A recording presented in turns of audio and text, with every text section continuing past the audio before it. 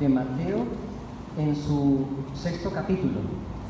Estamos realizando la seguidilla de las lecturas del marco aquel que les dije varias veces, capítulos 5, 6 y 7, y estamos leyendo de manera casi ordenada toda esta enseñanza de Jesús, una enseñanza detrás de otra. Y es obvio que la que se nos muestra en el día de hoy es una enseñanza muy sentida, que no tenía sentido tal vez para nosotros algunos años atrás. Era una enseñanza un poco como superficial o algo que se podía llevar adelante, se podía hacerle caso a la indicación que hace Jesús. Pero ahora, con el terrible problema que tenemos, que ni siquiera los servicios básicos, ni siquiera lo que uno percibe como lo necesario para vivir, que es la comida, el alimento, las medicinas y todo aquello de lo cual hablamos todos los días, todo el día. Y uno dice, bueno, pero ¿por qué siempre sale el mismo tema de conversación? La respuesta es sencilla, porque estamos hablando de la muerte y de la vida, no estamos hablando de cualquier otra cosa. Estamos hablando de una base fundamental, y es que efectivamente para seguir viviendo necesitamos esas cosas, realmente, lo material. Para mantener el cuerpo necesitamos esas cosas. Y nos llenamos de indignación por un lado, y nos llenamos de tristeza por otro, tal vez de desesperación por otro lado. Y eso es normal, porque ese es el día a día. Pero no lo vamos a decir poéticamente, que es una situación que tenemos, que es una situación X o Y. Aquí todos sabemos qué es lo que está sucediendo, porque lo hemos denunciado siempre. Pero la enseñanza que da Jesús hay que tomarla según lo que Él nos está diciendo. ¿Y qué es lo que Él nos está diciendo? Busquemos primero el reino de Dios y su justicia. Lo peor de todo esto, cual no vamos a llover sobre mojado porque sabemos todos en qué estamos sumergidos, en esta triste realidad. Realmente la cuestión es que incluso aquellas personas que estábamos agarrados de la mano de Dios, nos hemos desviado del camino.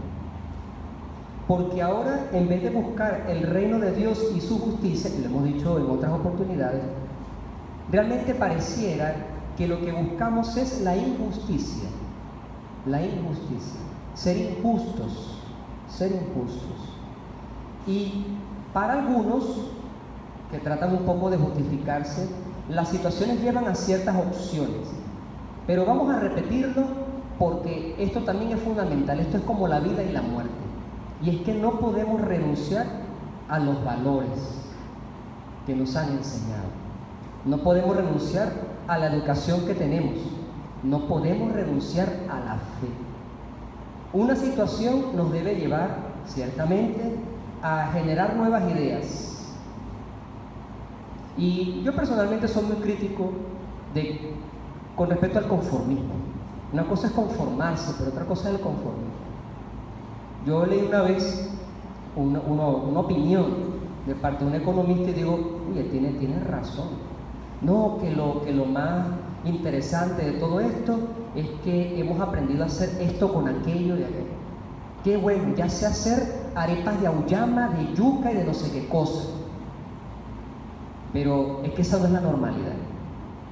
Lo normal es que yo encuentre en el lugar donde tengo que encontrar lo necesario para vivir. Eso es lo normal, el deber ser. Ok, me agarro de esto porque seguramente tengo una manera de sobrellevar la situación. Pero uno no debe dejar de exigir el deber ser, porque eso es la justicia. El conformismo no forma parte de la justicia. Muy bien, he aprendido cosas buenas, eso es una cosa muy, muy buena.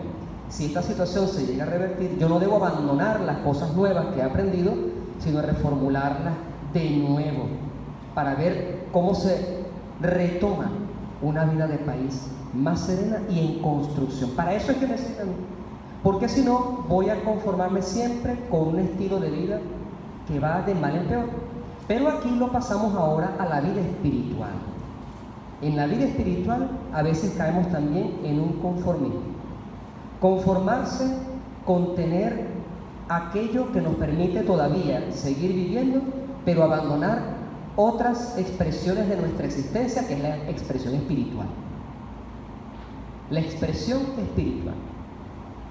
No hay que ser tampoco tan crueles y decir, bueno, al menos con esta situación de emergencia que tenemos, nos estamos dirigiendo a Dios. Sí, eso es verdad, eso es verdad. Dios no nos está sometiendo a nada para que nos dirijamos a Él. Se trata simplemente de una cuestión de buscar, dice, primero, el reino de Dios y su justicia. Que el ambiente no nos oprima de tal manera que busquemos ser injustos y deshonestos como muchas otras situaciones que se están presentando a nuestro alrededor. Esa es la primera clave para entender lo que tenemos aquí. Ahora, otra clave de lectura, porque nos está costando de verdad bastante intentar esto de entender lo que significa no preocuparse. ¿Cómo no preocuparse delante de la situación que estamos viviendo? Aquí simbólicamente se habla del alimento y el vestido, pero ¿cómo no preocuparse por esto? La preocupación, entonces, el concepto de la preocupación no es exactamente lo que tenemos en nuestra cabeza en este momento, porque la preocupación es justa. Lo que está diciendo aquí Jesús es el olvido. Olvidarse por estar pendiente de estas cosas, olvidarse de Él. Ya vamos entendiendo el mensaje de Jesús ahora. Antes, repito, esta lectura era una entre otras, ahora no. Ahora sí nos toca, ahora sí nos golpea, ahora sí le preguntamos a Dios, oye, pero ¿cómo no me voy a preocupar? Ahora esta lectura tiene importancia vital para nosotros. Nosotros las leemos y decimos, bueno, ¿qué quiere decir Jesús aquí? Ahora sí nos interesa esta lectura, obviamente, por la situación que estamos viviendo. Y como nos interesa mucho, necesitamos entender qué es eso de la preocupación. Preocuparse significa aquí olvidar. Estar tan pendientes de una cosa que olvidamos otra, y repito, primero el reino de Dios y su justicia, porque su promesa es, las demás cosas se les darán por añadidura. Y uno piensa que esta frase está exagerada, porque uno dice, es que si yo no me muevo, las cosas no van a venir así, del cielo. Y eso es verdad. Pero lo importante es que nosotros no perdamos el centro, porque fíjense cómo dice la frase que viene después. No se preocupen por el día de mañana, porque el día de mañana traerá ya sus propias preocupaciones. Y esta semana yo tuve un testimonio del administrador del seminario con el que hablo todos los días, por razones obvias. 120 personas que alimentar cada día, eso es un tremendo problema. Pero gracias a las ayudas que nos llegan, resulta que Dios nos ha puesto a prueba. Dios nos ha puesto a prueba. Y no se crean, hay preocupación también en eso allí. Pero lo importante es no olvidar que existe Dios, que está el reino y está su justicia. Ya yo he contado aquí varias cosas que son como milagrosas, que han sucedido, ¿no? Nos han llegado una donación en el momento justo y hasta de una manera impresionante del segundo al segundo. Allí. Esta semana volvieron a suceder una serie de cosas. Y bueno, con la misma persona que les he contado aquellos otros episodios, entramos en la despensa y yo que casi nunca entro a la despensa porque confío en las informaciones que me da mi administrador, yo pensaba que él estaba exagerando cuando él decía que estaba vacía. Yo fui a buscar una cosa y cuando yo entré, yo le dije a él, oye, tus palabras son literales, estamos vacíos aquí, no pensaba que era tan literal la cosa. Tú exageras a veces, pero esta vez no exageraste, ¿no? Y él entonces, después que nos reímos un rato allí, él me dice, oye Alfredo, estoy preocupado, que es lo que está aquí, ¿no? Estoy preocupado. Yo no sé por cuál razón en ese momento yo no me preocupé. Debí haberlo estado en ese, pero yo en ese momento cuando él estaba, yo le veía la cara y entonces yo lo animé, pero con fe. Con verdadera fe, en ese momento. No sé por qué en ese momento yo estaba tranquilo. No sé. Y no tenía nada entre las manos. No tenía nada entre las manos. Entonces yo le dije, no te preocupes, ya mañana veremos. Viendo el Evangelio. Como este Evangelio lo preparé el sábado pasado, así como hoy preparé el de la semana que viene, tal vez me quedó algo de esto. No lo sé, no lo aseguro. Pero tal vez algo de esto me quedó. Bueno, vamos a preocuparnos mañana por el mañana.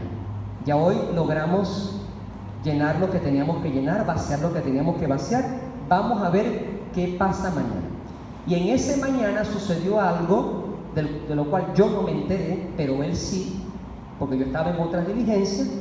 Y ese día él se me acercó y con una sonrisa así en la boca, él me dice: oye, la preocupación desapareció. ¿Por qué? Porque pasó esto, vino aquello, recibimos esto, recibimos lo otro. Ah, muy bien, muy bien. Y lo recibí con paz y tranquilidad, porque aún yo no sabía realmente qué era lo que iba a pasar, pero había, al menos allí, una tranquilidad, que no ha habido en otros momentos donde la situación ha sido de emergencia. Sin embargo, realmente durante todos estos meses no ha pasado nada de particular. Pero sí tenemos mucho contacto con personas que les falta esto de lo necesario. Y cada 2 veces a la semana salimos por las calles, los seminaristas y yo, también para solventar una situación que es la de la calle. Hay personas que están en la calle que literalmente no tienen pan ni techo, y uno los ayuda con lo que la gente nos trae. Y los viernes, por ejemplo, en nuestro comedor del seminario hacemos una especie de ayuno, nos privamos de un alimento, y aparte de eso colocamos una cesta para que los muchachos echen unas cuantas monedas, unos cuantos billetes allí, y lo que se recauda, que sorprendentemente no es poco, se ayuda para comprar cosas para personas que lo necesiten verdaderamente. Y así como tenemos personas en el seminario que necesitan mucho, tenemos otras que nos dan. No en grandes cantidades, pero ya que nos den 1 kilo, eso es verdaderamente meritorio, porque hicieron esa cola y allí, y 1 kilo para ellos y 1 kilo para el seminario, y eso tiene un mérito sumamente grande, y nosotros rezamos por todas esas personas. Pero entonces, ¿dónde está la síntesis del evangelio que escuchamos en el día de hoy? La primera lectura. Aquí tenemos una tremenda sorpresa, porque en el profeta Isaías, aquí dice: Sión, que es una ciudad, había dicho, Sión es Jerusalén, Sión es la ciudad que Dios escogió. Y es como cuando una familia, un papá y una mamá tienen un hijo. Vamos a suponer que hayan luchado bastante por tenerlo, llegan los años, tienen un hijo. Bueno, ese hijo es el más consentido de todos, seguramente. El hijo por el cual miran el papá, la mamá. Así es Sión. Sión o Jerusalén es el hijo predilecto de Dios. Y la gente creía que Dios no había mirado a otro país, sino solamente ese. O sea, ellos se consideraban privilegiados. Pero ¿cuál es la denuncia que hace el profeta? El profeta dice: el pueblo que Dios escogió pronunció estas palabras: el Señor me ha abandonado, el Señor me tiene en el olvido. Y eran el pueblo privilegiado. El Señor me abandonó. Ahora, obviamente Dios quiere a todas sus criaturas, porque todos fuimos creados por Él. Todos los países con su cultura, Dios, aparte de respetarlo, lo ama muchísimo, a cada persona y a cada país con su cultura, sea quienes sean. Pero Dios tiene una predilección especial por aquellos, persona individual o comunidad de personas, que sufren de manera también particular. Nuestro sufrimiento es especial, porque no es justo, porque no es común, no es ordinario. Así como un país en guerra, ese país es especial. ¿Por qué? Porque no es justo que un hombre quiera asesinar a un pueblo, o un hombre quiera asesinar a sus semejantes. Eso no es lo normal, no es para lo que Dios creó el universo y el mundo. Por lo tanto, los países en gran dificultad son especiales a los ojos de Dios. Y en un país donde todo esté, entre comillas, tranquilo, hay personas que viven zozobra porque viven XY situaciones. Entonces, en medio de esa sociedad que es más o menos tranquila, hay personas que sufren grandemente, y allí, en ese ambiente general, Dios dirige sus ojos y su atención sobre esa persona y sobre esa situación, de manera especial. Nosotros somos especiales a los ojos de Dios por el sufrimiento extremo que estamos viviendo. el profeta denuncia, esta persona especial está diciendo que el Señor la ha abandonado, que el Señor se olvidó de ella, y hace una pregunta retórica: ¿acaso una madre puede olvidarse de su criatura hasta dejar de enternecerse por el hijo de sus entrañas?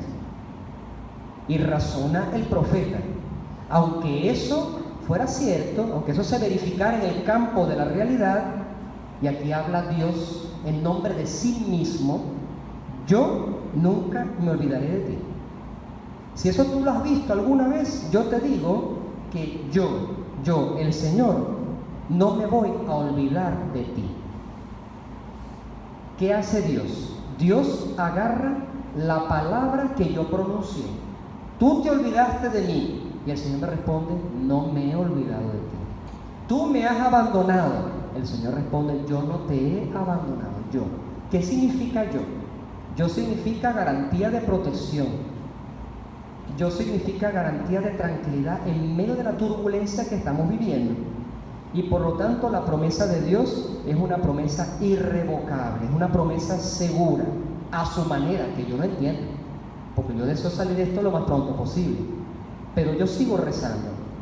No tengamos miedo entonces de arrancarle una frase a Dios de esa manera. Yo puedo hablarle a Dios como yo quiera, porque es lo que yo siento. Si yo le digo a Dios: tú me has abandonado, le estoy arrancando a Dios la frase: yo no te he abandonado. Por lo tanto, esa expresión tampoco está tan mala. Que yo le diga, que yo le eche un regaño a Dios así: tú me abandonaste, me olvidaste, no es tan malo, porque entonces le arranco de su boca la expresión: yo no te he olvidado, yo no te he abandonado. En medio de mi violencia y de mi impulsividad de regañar a Dios, Él pone su mano y vuelve a acariciar mi alma, mi cuerpo, y me dice: no te preocupes, yo no te he abandonado, yo no te he olvidado. Y gracias a su paciencia y a su ternura, se me calma también todo aquello que tengo por dentro. Entonces vamos a permitirnos, y aquí me engancho con el Evangelio, buscar a Dios y su justicia. Vamos a hablar con Dios para que lo que nosotros sintamos no nos podemos esconder, no nos vamos a maquillar delante de Dios. Yo lo digo como yo lo siento, y el Señor ya encontrará su manera, con su ternura, con su frescura, con su amor, con su misericordia, de calmarme, de restaurarme, de restablecerme como Él quiera. En un momento de silencio le pido a Dios la gracia de no perder nunca el contacto con Él, para que Él pueda consentirme como yo me merezco, como un verdadero hijo de Dios.